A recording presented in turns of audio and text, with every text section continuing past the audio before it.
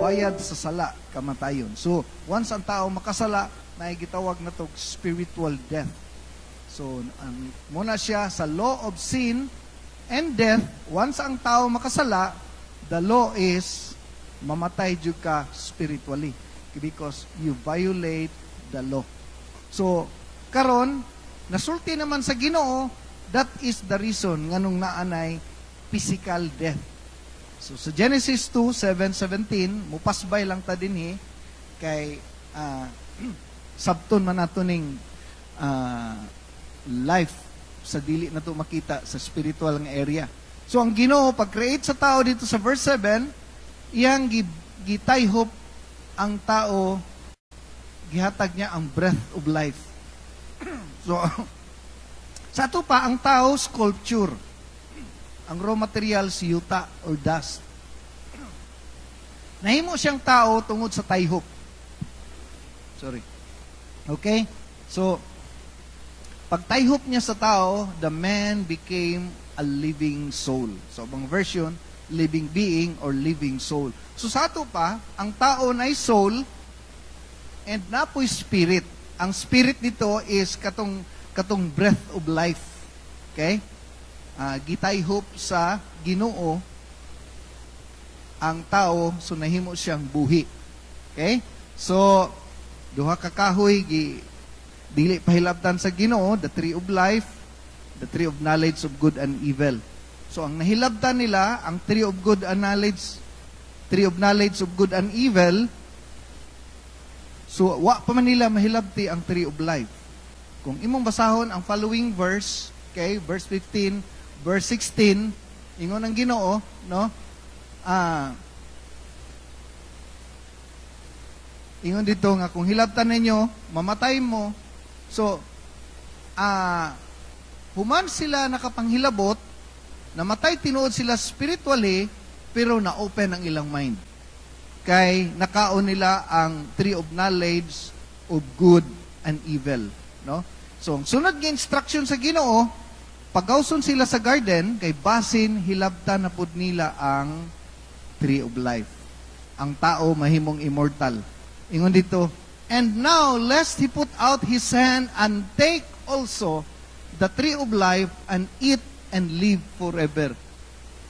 Kung kani ang nakaon ni Eva, immortal na ang tao. Huwag kamatayon. Okay? So, gipawgawa sila sa Ginoo, gipabantayan ang garden, and tungod niya na, no, ang tao karon mo na ni atong life. Continuation na tag. So, ang spiritual death, spiritual, meaning, life, ang naghatag og life sa physical, ang tawag ana, spiritual. Okay? Example na to, kani, ug tao ni siya, wala siya life. Plastic siya. Na beauty, pero wala life. So, spiritually dead ni siya. No? Na physical, pero wala spiritual. Ang tanong. Inana po sa tua. So, ang spiritual death is the separation of the Spirit of God to the soul of man. Okay, mo na siya gitawag na to spiritual death. Ang tao na ay 3 parts. Okay? May the God of peace himself sanctify you completely, and may your whole spirit, soul, and body preserve blameless at the coming of our Lord Jesus Christ. Okay. So, diri ning gawas nga ang tao na ay 3 parts. Spirit, soul, and body. Ang tinuod nga tao, soul. Nagpuyo sa body. So, kaning soul, kanang ning gawas sa speaker mo na akong soul. Kanang mga yugtabang mo na soul. Kanang masakitan, mahilak, masuko, maglagot, manimalos, mo na siya ang soul. Kung mamatay ang tao, ang iyang lawas ilubong, ang iyang soul, mga tubang sa Dios. Okay? So, ang pangutana ron, unsa ng spirit? Unsa ng spirit nga naa diha? Okay? Kanang spirit nga naa diha is mo na siya ang katong breath of life. Dili na espiritu sa Ginoo. Okay? Pansinan ninyo, small letter. And every time ang spirit sa Ginoo ay mention, ginagamit ang Holy Spirit. So ang tawag ana no human spirit. Nya gingon diha no, be preserved blameless. Nya ang Holy Spirit perfect ba ya? So dili pwede nga ma-blame, mahimong kanang mahugawan ang Holy Spirit o kumbaga ma-contaminate siya. Okay? So kanang spirit diha mo atong isgutan karon, kanang spirit ug soul asa na padulong kung kita mamatay. So wa pa may patay ni balik ato ning tan-awon unsay isulti sa Biblia. Body, soul, spirit.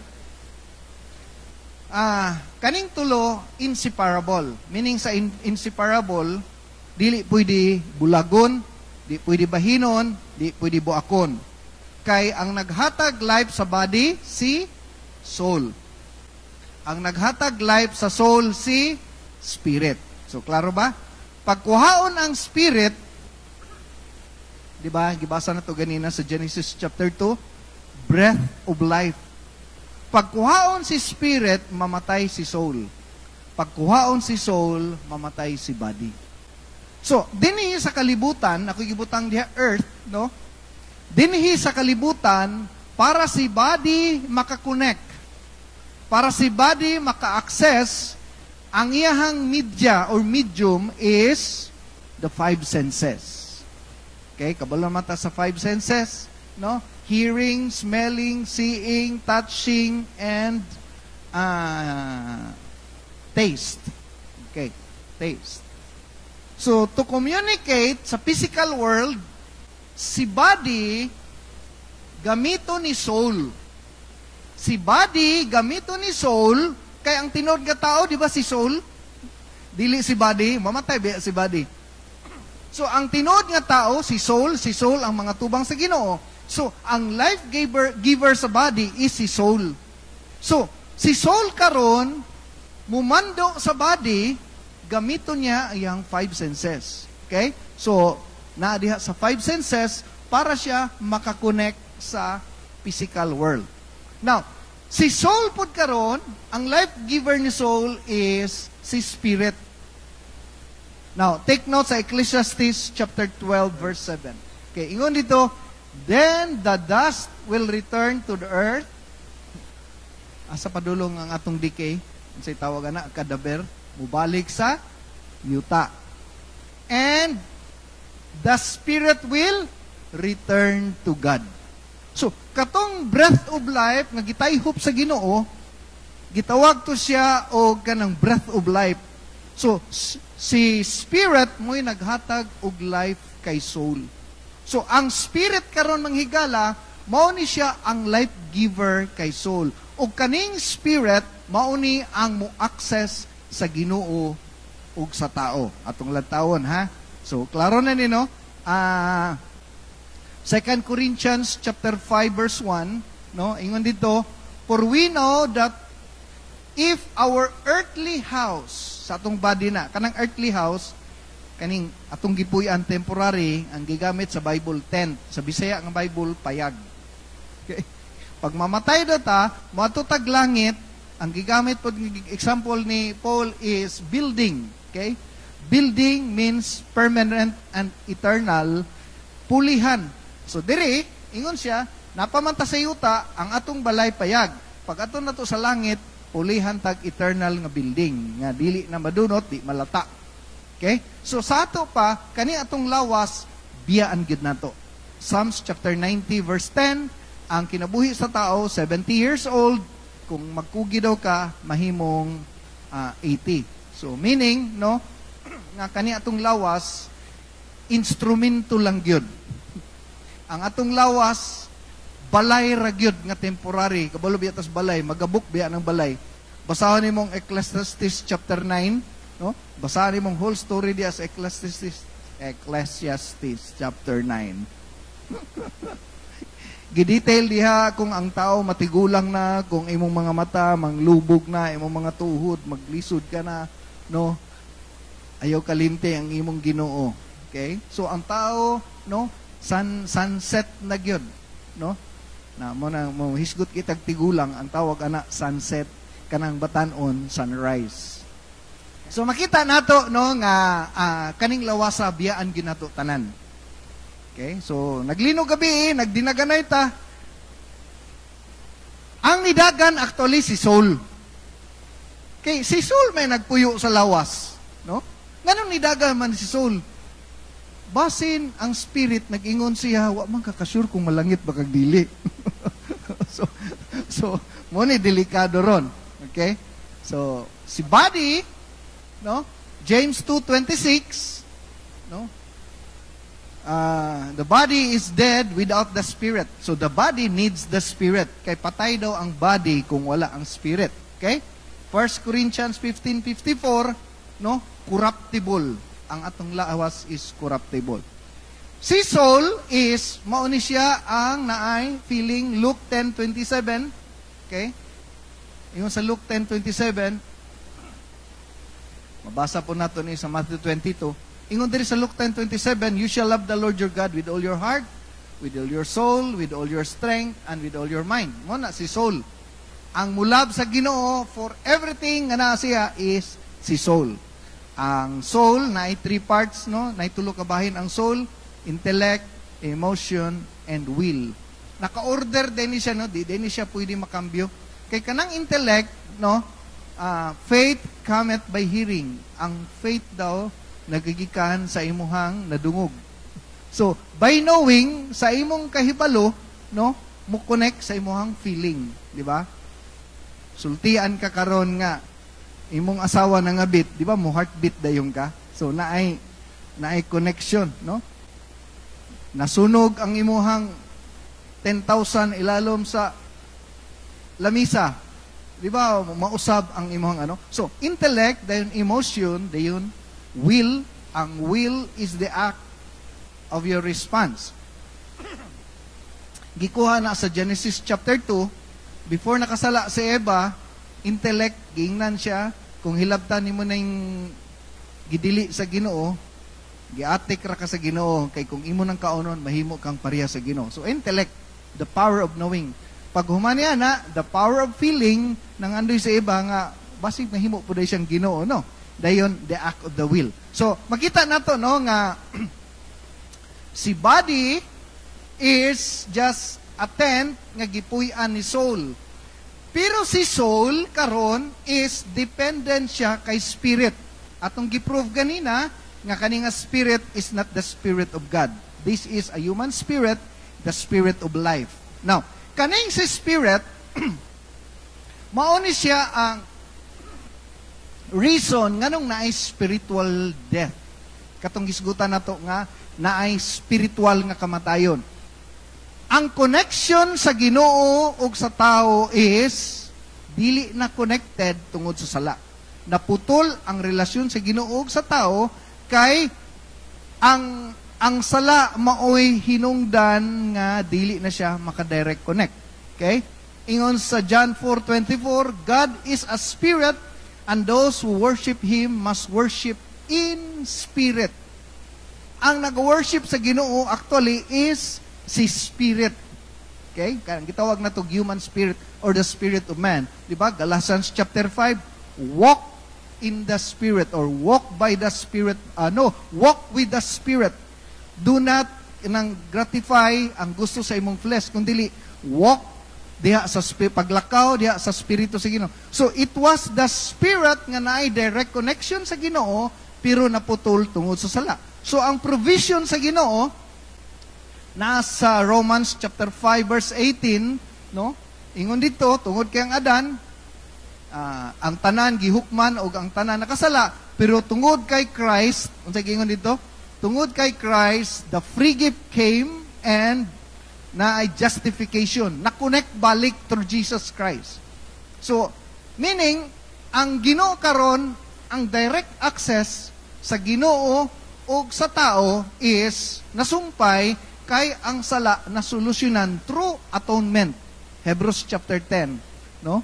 Through atonement, without the remission of the blood, kung way pagpaula sa dugo, walay pagpasaylo. So, na-solve ang sin, ang sting of death, no? Sa 1 Corinthians chapter 15, katong ngipon sa kamatayon, wa na siya gahom, kay ang naghatag kusog sa kamatayon sala man. So ang sala karon nahatagan na siya og kanang solusyon through atonement. Dayon ingon dito sa 1 Corinthians 15:45 nga ang last Adam naghatag og life-giving spirit. Nabuhi ang spirito nga naman. Galatians chapter 4 verse 6, no, pagdawat nimo sa Ginoo ipadala ang Holy Spirit. So sa ato pa karon kanang spirit diha mao na siya ang medium. Siya ang kumbaga siya ang kasabot man ang medium, no? Sa Bisaya ana tigpataliwala. Kung moadto kag Amerika, na dito'y Philippine Embassy, no? Diri pod naapoy American Embassy. Tanan nimong problema i-address dito sa embassy kay ang embassy mo ay magpataliwala sa imuha sa lugar nga imong giadtuan. No, munang gitawag ng mga mananambal medium, mga spiritista, kay sila mo communicate sa imong parinting nga patay, no? Ikaw nang kagtabang, no? Ilang unsa may gusto nimo. So kanang medium siya magpataliwala sa patay o sa imo nga buhi. Ang tawag sila medium. So kana ding spirit sa tao, no? Kanang human spirit, siya ang channel para ang Ginoo makakonect sa soul. Okay? So ato ning ihulagway, no? Ato ning example tani sa atong gamiton si Jepte, bida ginis Jepte ba? Dayon si Mark, dali Mark. Diri ka Jep. Atubang ka dito Jep. Diri ito nga. So unsa ganito'y connection sa body sa kalibutan through senses, no? Tasting, hearing, seeing, smelling, okay? Unsa ito ingon sa Mark 4:24, take heed what you hear. Magbantay mo unsa inyong nadungog. Magbantay mo unsa inyong nakit-an. Kay ang sala, James chapter 1, no, magsugod, ginagmay hantod mudako. So karon si body mo channel siya dito kay soul. Maghatag siya og kanang mo man ni ang kalag, mo man ni ang tinuod nga tao. Okay. Karon nagtan-aw og hugaw si body, iyang i-relate kay soul. Kaning illustration ron, wa pa ni sa Ginoo, unbeliever sa ta. Wa pa'y Holy Spirit, no? So, malingaw si body, ani, pagtanaw niya, no? Iya ding i-relate kay soul. Kaya ang soul man ang tinuod nga tao. Okay? Pag-relate ni soul, si soul mag-interpret, ani, iya pong i-connect siyang spirit. Iyang i-present dito sa spirit, ang mag-evaluate si spirit. So, mayroon si spirit, okay ra ni. So, yang ibalik dito kay soul, siya dayon mo relay dito sa body, dayon, murag, mao ni siya ang cycle nga nahitabo. Okay? So, body, i-express ang imong ka-excitement sa imong nakita. Okay? Oh, lingaw kayo si body, no? Pagkakita ni body, iyang i-connect siyang soul. O, ipasa sa kay soul, talikod. O, ipasa kay soul. Okay. I-interpret ni soul. O sa interpret soul, ingon si body, okay kaayo. Oh, ingna soul, magkasinabot mong duha. Padayon ta ani. Balik tagtanaw niyang gabi. Oh, balik. Oh, ato sa imong spirit. Inang spirit, si spirit mag-interpret. Oh, sabot mong duha. Oh, tanawa sa, okay ra? Okay. So, ibalik ni spirit kay soul, okay ra? Ibalik niya kay body. So, si body karon padayon niya habitually ang iyang gibuhat. Okay. Ato ba yan ganina, ha? So, karon kay ang spirit man magdalag access sa Ginoo. Worship God in spirit and in truth. Si body, di magid ka worship sa Ginoo. Okay. So, pag-worship body, di ba? Ingon ta ganina, no? Si body, mamatay, malata. O niya, eternal baya ang soul. Ang naghatag spirit baya sa soul, kay ang hatag life baya sa soul, si spirit baya. So, here comes, na-born again ng si soul. Na-born again na ka. So, ang imong spirit karon naana siya discerning gikan sa Ginoo. Okay. So, the same story nga na-born again na. Nakakita hugaw na po si si body. Oh, girelate niya kay soul. Kung karon si soul, nagsabot na po sila kung okay ba, murag sabot mo balik. Okay ra? Okay ra siguro. No? i-confirm na po sa kay spirit kung okay ba. Karon si spirit wa malipay sa iyang gitanaw. Ina dili pwede. Ing na si body nga dili pwede. Karon mag-away na ni silang duha. Ayon si body maglali silang duha mo na ning battle. Naana diri ang battle. Okay ra. Wala spirit ing na ayaw, no? Ayaw patuo. Pero si body mag-insist. Okay, mag-insist. O so dili sila gusto. So ang nahitabo ani, okay? Ang nahitabo ani naanay war within. Naanay pakig-away. Nasabtan ninyo? Okay. Mo na iyon ang Biblia, paglakaw mo sa espiritu, ayaw mo paglakaw sa unod. Ayaw mo paglakaw ani. Okay? So siya sikig padayon pagpakasala while si spirit o si soul wa nalipay sa gibuhat ni body.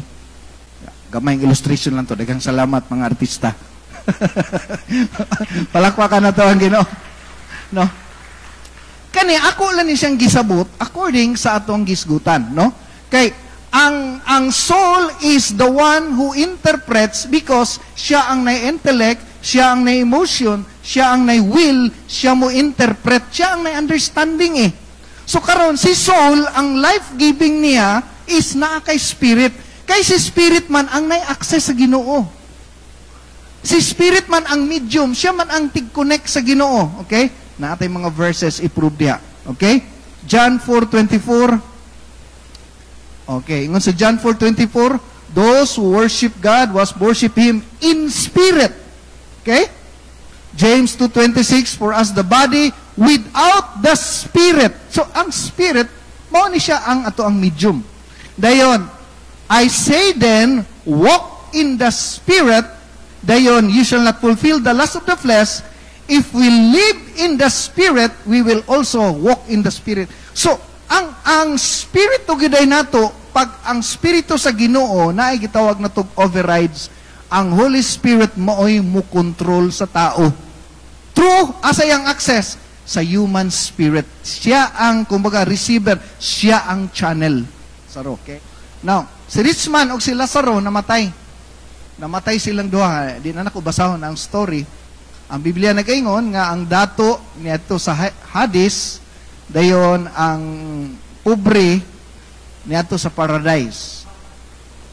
Ingon dito sa story, no, kabalo naman ta nga nagpahakayahay ang dato, ang pobre nagkaon sa mumuho dito sa dato si Abraham. Then kani nga story sa Luke 16, according sa mga Bible scholar, dili ni siya parable. Ha? Sa tanan nga gi-share ni Christ, wala ni siya na-consider nga parable. Nganong dili man parable, okay? Daghang mga proof and evidences, no? Kay okay, later na, no? So, it was the baker died and was carried by angels to Abraham's bosom. So, kanang Abraham's bosom is part siya sa Hades that the righteous to go await judgment. So, mo na siya ang paradise. So, and being ang si dato na si rich man namatay pod and being in torment in Hades. Okay. Nakuy gamayng reference kay lisod sabto ni si Hades og si Hades sa Old Testament ang gigamit siya sa Hebrew Sheol. Mabasa nimo siya sa Old Testament, Sheol, lugar sa mga patay. Okay? Ang Hades and Gehenna gigamit sa King James, hell.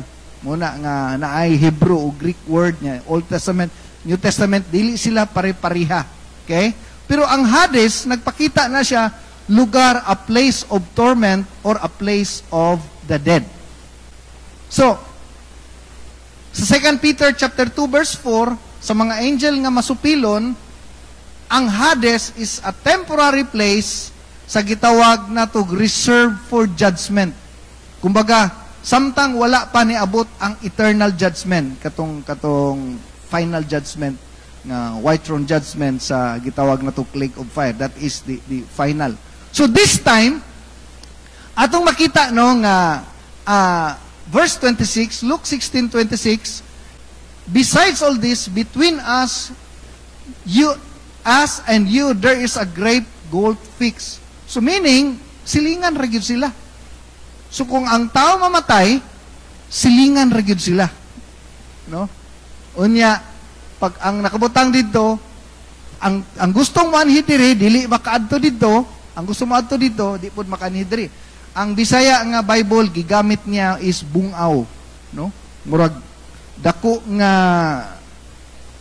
balon. Bangin, okay? Dako nga bangin. So, ingon dito sa verse 25, Luke 16:25, but Abraham said, no, nga ang paradise is a place of comfort while Hades is a place of torment. So kung ang tao day mamatay nga walay Ginoo, duha ra gyud ang ato ang padulngan. Ang naay Ginoo padung sa paradise, ang walay Ginoo padulong sa Hades, a place of torment. Okay. So makita nimo no, nga kanidi nga place kung mamatay ta nga walay Ginoo, Matthew 7:13 to 14, duhalay padulngan sa tao. Ang gamay nga dalan padung sa langit, ang dako nga dalan padulong sa impyerno.